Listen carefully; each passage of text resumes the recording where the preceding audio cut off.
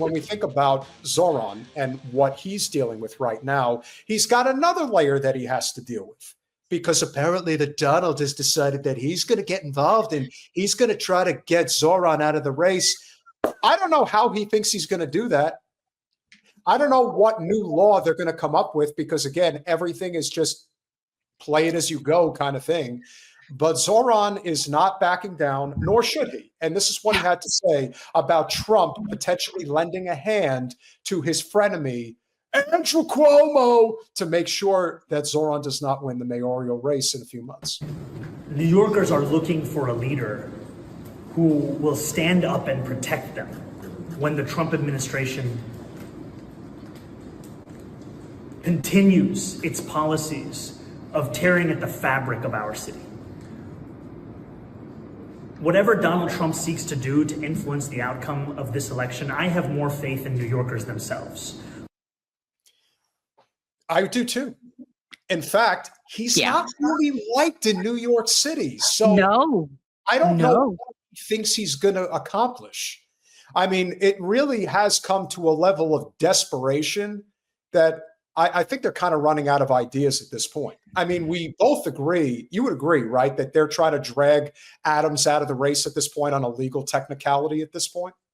Yeah, I mean, look, the establishment got together and decided that as to between Cuomo and Adams, they're better served. Cuomo's pulling better numbers. And so, now it's just a matter of making Adams an offer he can't refuse to get out of the race. I mean, that's what this sounds like. But they're not going to be able to do anything about Zohran. And it's fun watching them try. I find it very entertaining. But they're not going to be able to find anything on him, or they already would have. Well, there's always something in the closet you haven't seen.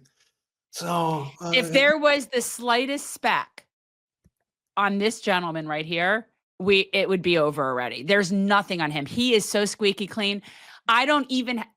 There is no way. And guys, if you're new and you don't realize that when we ran in our campaign, I found out that Debbie Wasserman Schultz spent $30,000 doing an investigation into me and doing a background check and looking for junk and seeking skeletons, right? She spent 30 grand. Can you imagine how much money they've spent digging into him? Well, they spent a lot of money, but they're going to have to come up with something a little bit more creative, and they're going to stop him. That's all. I don't think so. But I do think it's funny. And the more that they do, and it's just so fun to watch them spin their wheels. But yeah, and he's great, which concerns me from another perspective, not from they're concerned. The things they're concerned about are all the things that I love. What concerns me is that he is so smooth. Well, he's Obama level smoothness and in dealing with this stuff. And that, we'll see. As long as he doesn't break any promises, as long as I know. That's again, we give him the benefit of the doubt, but I also believe, this is just my opinion, this is a completely different situation than him attempting to run for federal office versus becoming the mayor of a city to set precedent. And on top of everything else, he is unabashedly pro-Palestine in the Zionist haven of the United States. There's no more powerful place. I mean, yes, there is a substantial portion of them in Southeast Florida, but where do you think most of them come from? They come from New York. No, they come from another planet. Well, I want to, but New York is another planet. New York is another planet. But what more to that is that for people don't realize, New York has the second largest Jewish population on the planet.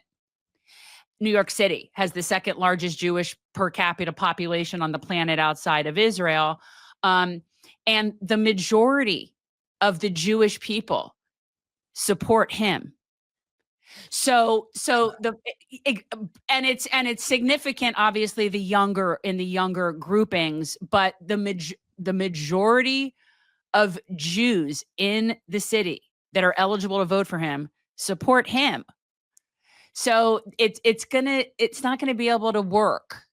And on top of everything else, and I know this hasn't been talked about a lot because we know how things went down in the past and how things should have gone down if Bernie did what he should have done.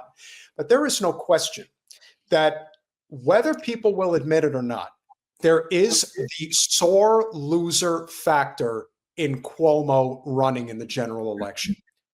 People who are just casual observers of all of this is looking at it and saying, didn't he beat you in the primary?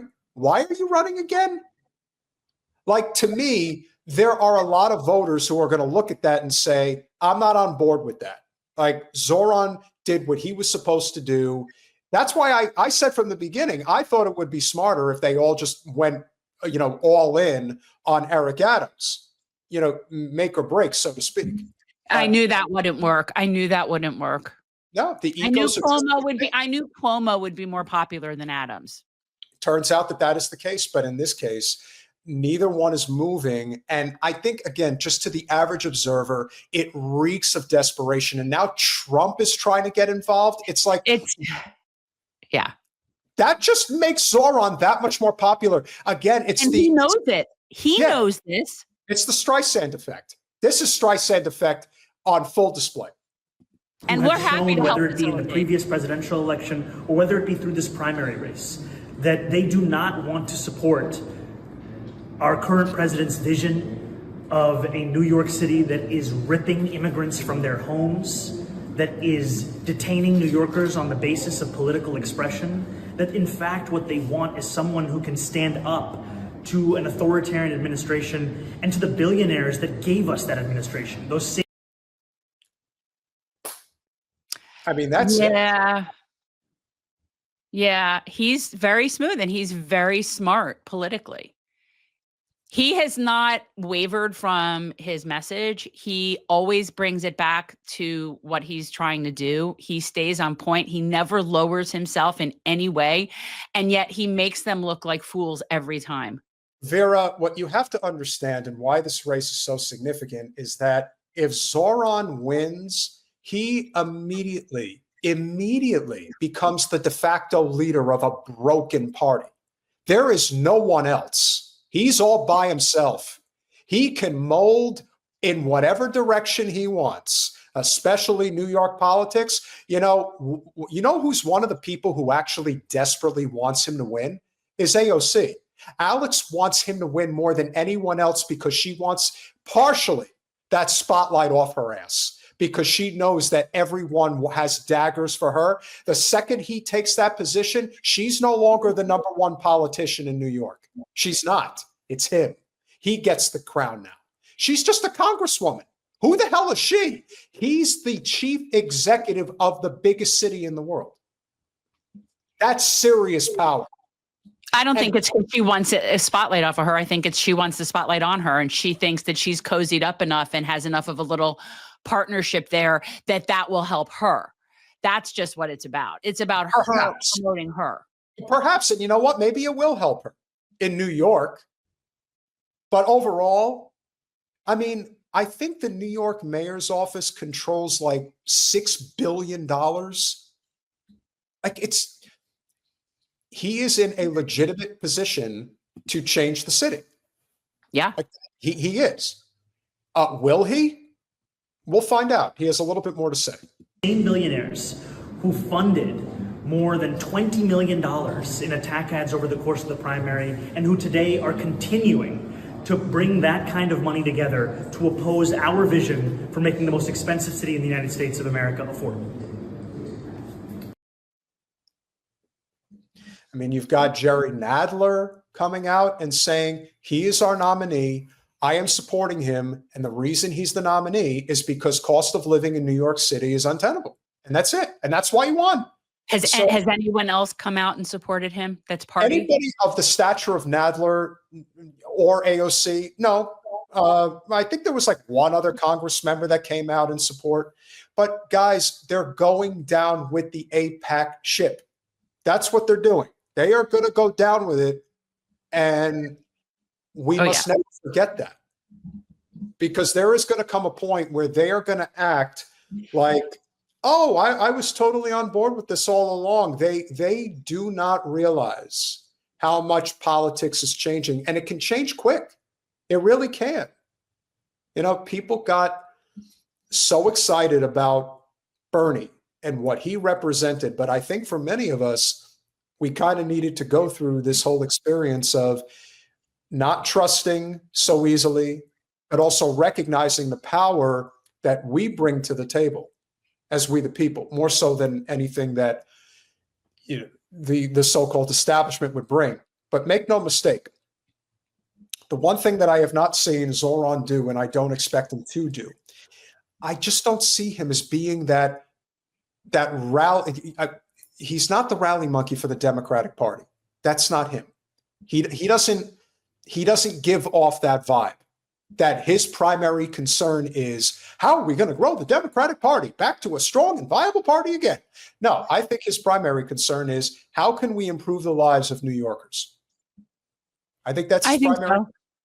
I do. I think, look, so far, thus far, I have no reason to not find him well-intended, right? So I have no reason to not give him grace.